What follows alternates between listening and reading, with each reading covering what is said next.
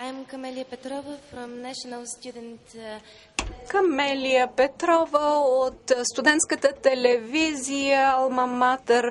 Много се радваме, че днес сте тук сред нас. Имам два въпроса преди всичко, тъй като генно модифицираните организми са една много интересна и вълнуваща популярна тема в България в момента. Считате ли, че свободата на словото е генно модифицирана тук в Източна Европа? От друга страна, знам, че вие сте добре запозната с модерните социални мрежи като Фейсбук. Считате ли, че младите хора днес комуникират, общуват по по-различен начин и са по-свободни от поколенията преди нас?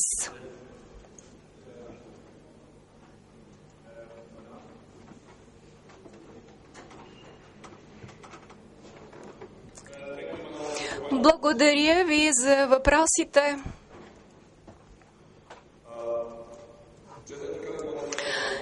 Геномодифицираните организми, по този въпрос.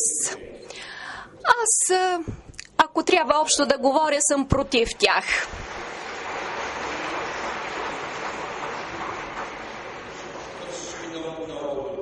Защото ние действително не знаем какъв ще бъде дългосрочният ефект от тях. Но считам, че не можем да победим в тази битка, защото в повечето страни, особено по-бедните, но нека да ви кажа нещо. Преди година бях в Бангладеш. Това е една страна с население над 200 милиона души. Може би около 200 милиона. Преди 60 години населението е било само 30-40 милиона, което означава, че за тези години населението се умножило 3-4 пъти. В момента те страдат от много силни тайфуни, идващи от океана, който носи нещо като дребни капчици солена вода на разстояние 60 км навътре в сушата. И поради тази причина ориза не може да просъществува. Представете си, 60 км навътре в сушата, никакъв ориз с изключение на генно модифициран, защото традиционният ориз не може да съществува в такива условия при солена почва. Тоест, без наличието на геномодифицирани организми би означавало, че половината от населението на тази страна ще умре от глад. Кой може да се наеме да вземе такова решение? Мисля, че никой. Действително, правителството не взе такова решение. Подобна ситуация съществува в Африка, в много африкански страни, в Южна Америка.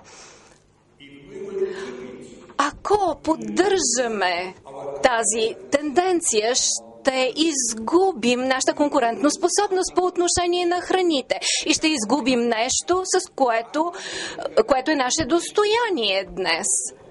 И мислите ли, че в европейските страни някой се грижи за храните? Мисля, че тема номер 1 не е храните, а енергията.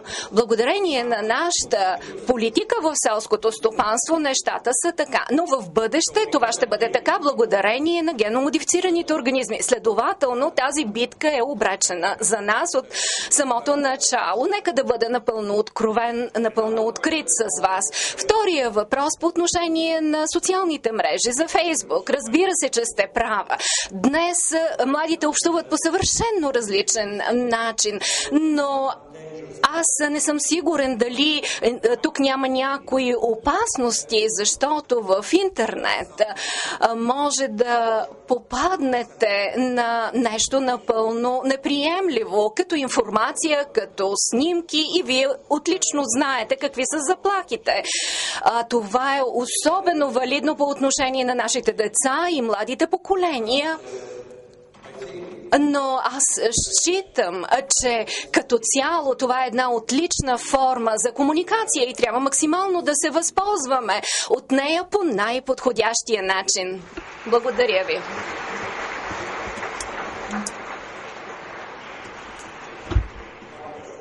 Още един въпрос.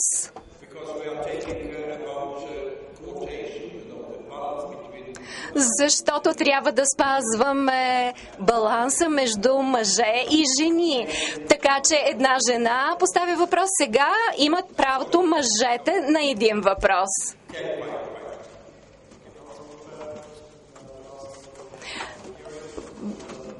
Ще се опитам на английски да задам въпроса си, може би и на български също така.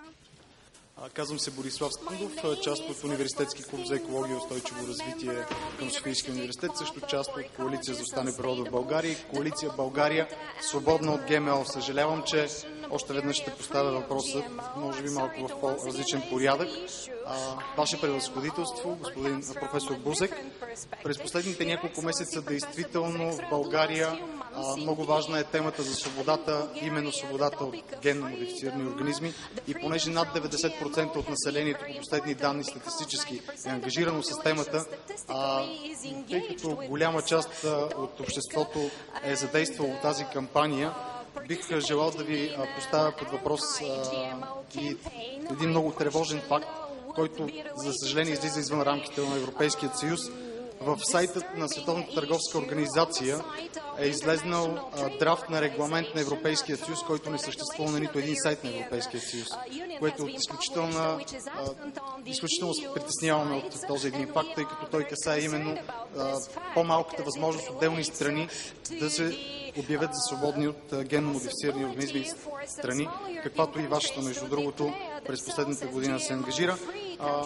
Въпросът ми е, може ли и трябва ли да се води битка със Световната търговска организация, за това всяка една страна да може да създаде такъв регламент за самата себе си. И в тази връзка бих желал да ви поднеса тук за вас над 3000 български картички, направени собственоръчно от български деца на различна възраст, които именно са с призив за тази една много важна тема.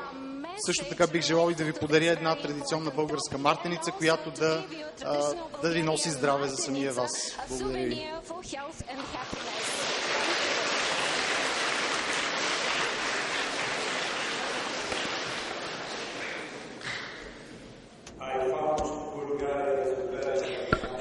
Считам, че България е много щастлива страна по отношение на генно модифицираните организми. Фантастично! Май нямате никакви други проблеми, освен този. Но, казвайки това, нека да бъдем сериозни.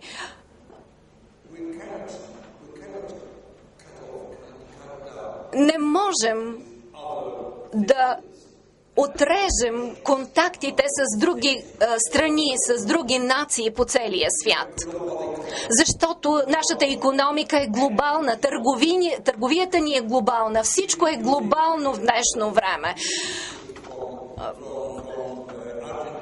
Даже знаете, че ако Аржентина не ни предоставя телешко, говеждо, може би това ще ни се отрази много зле. Ние не сме сигурни дали това е ГМО или не. Всъщност ГМО е навсякъде около нас.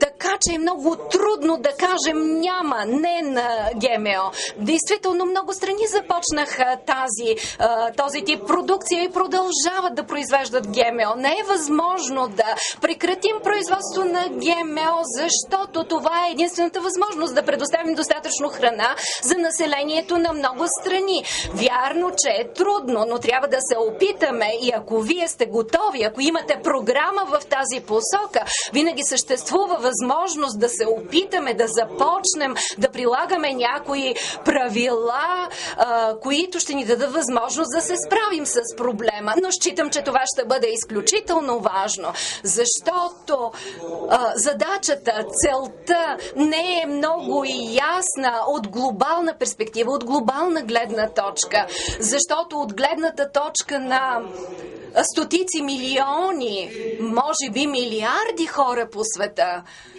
които всеки ден са изправени пред проблема за прехраната, проблема на глада, мисля, че е много трудно да се вземе такова решение, но може би трябва да опитаме. Нищо друго не бих могъл да кажа по този въпрос. Много благодаря.